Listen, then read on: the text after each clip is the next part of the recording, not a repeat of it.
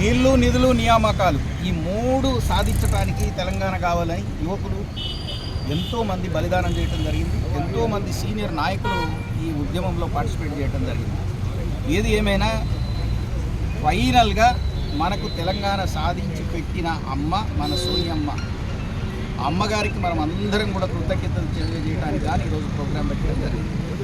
So ఏ కళలైతే కళలు కన్నరో ఈ తెలంగాణ ప్రజలు, నీళ్లు, నియామకాలు, నిధులు, ఈ మూడుట్లలో నియామకాలు ఒక్కటి కూడా ఉద్యోగం గత ప్రభుత్వాలు ఇవ్వకపోతే ఈ ప్రభుత్వం వచ్చి 1 ఇయర్ లోపలనే 50,000 చిలుకు ఉద్యోగాలు ఇవ్వటం జరిగింది. ఇంకా మిగతా ఉద్యోగాలన్నీ కూడా ఈ కమింగ్ డేస్లోనే ఫిలప్ చేయడానికి అన్నీ సమాయత్తం చేయడం జరిగింది. నీళ్లు కూడా ప్రాణహిత చెవెళ్ళ కట్టింటే అంతటా నీళ్ళు వచ్చేది. ఈ కమిషన్లు రావని కాంగ్రెస్ వాళ్ళ హాయంలో చేసిన వాటిని ఆపేసి కొత్తగా కాళేశ్వరం అని 1,00,000 కోట్లు పెడితే అది కూలిపోయి ఒక ఎకరం కూడా నీళ్ళు రాలేదు.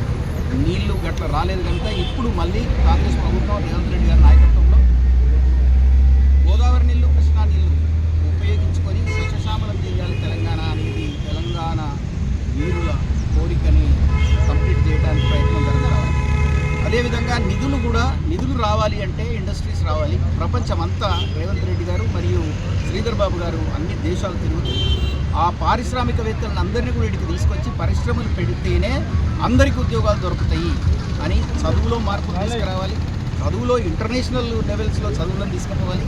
తర్వాత స్కిల్ ఉంటే తప్ప ఉద్యోగాలు దొరకవు కనుక అందరికీ యూనివర్సిటీ పెట్టి స్కిల్స్ డెవలప్ చేయాలని ఇండస్ట్రీస్ తీసుకొస్తే నిన్ననే పేపర్లో చూసుంటారు 2 కోట్ల రూపాయల శాలరీ ప్రైవేటు ఇండస్ట్రీ ఒక అతనికి మన రంగారెడ్డి జిల్లాలో ఉద్యోగం ప్రామిస్ చేయడం జరిగింది, ఉద్యోగం ఇవ్వడం జరిగింది. కనుక ప్రభుత్వ ఉద్యోగాల మీదనే ఆధారపడకండి, ప్రైవేట్ ఉద్యోగాలు కూడా మీకు సాధించి పెడతాం ఇండస్ట్రీస్ తీసుకొచ్చి అనేది మహేశ్వరం అదృష్టం ఇక్కడనే మనం స్థాపించడం జరుగుతూ ఉంది.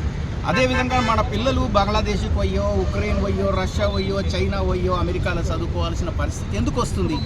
అసలు ప్రపంచంలో ఉన్న యూనివర్సిటీస్ అన్నిటినీ మనం మహేశ్వరంకు తీసుకొస్తే మన పిల్లలు అట్టడుగు వర్గాల పిల్లలు ముఖ్యంగా విదేశాలలో పోయి చదువుకోలేకపోతున్నారు, గొప్ప స్థానాలకు పోలేకపోతున్నారు. కనుక ఫీజు రియంబర్స్మెంట్ ఇచ్చి ఇక్కడనే ప్రపంచ స్థాయిలో విద్యను ఇచ్చి స్కిల్ని ఇచ్చి ఇండస్ట్రీస్ని తెచ్చి అందరికీ ఉద్యోగం ఇవ్వాలనేది కోరికగా ప్రభుత్వం పనిచేస్తుందని కూడా ఈ సందర్భంగా తెలియజేస్తూ నిజమైన కళలు మూడు ఈ కాంగ్రెస్ హాయంలోనే జరుగుతాయని కూడా ఈ సందర్భంగా తెలియజేస్తూ అమ్మకు అందరూ కూడా ఈరోజు కృతజ్ఞత తెలియజేయడానికి మీటింగ్లు పెట్టి అందరూ కృతజ్ఞత తెలియజేయవలసిందిగా నేను కార్యకర్తలకు అందరికీ కూడా తెలియజేస్తున్నా.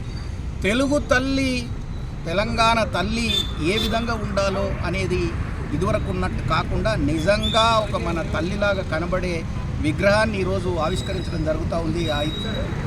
సాయంత్రం ముఖ్యమంత్రి గారి చేతుల ద్వారా కనుక కాన్స్టిట్యూన్సీలో ఉన్న కార్యకర్తలు అందరూ అక్కడికి రావాల్సిందిగా నేను ప్రార్థిస్తున్నాను.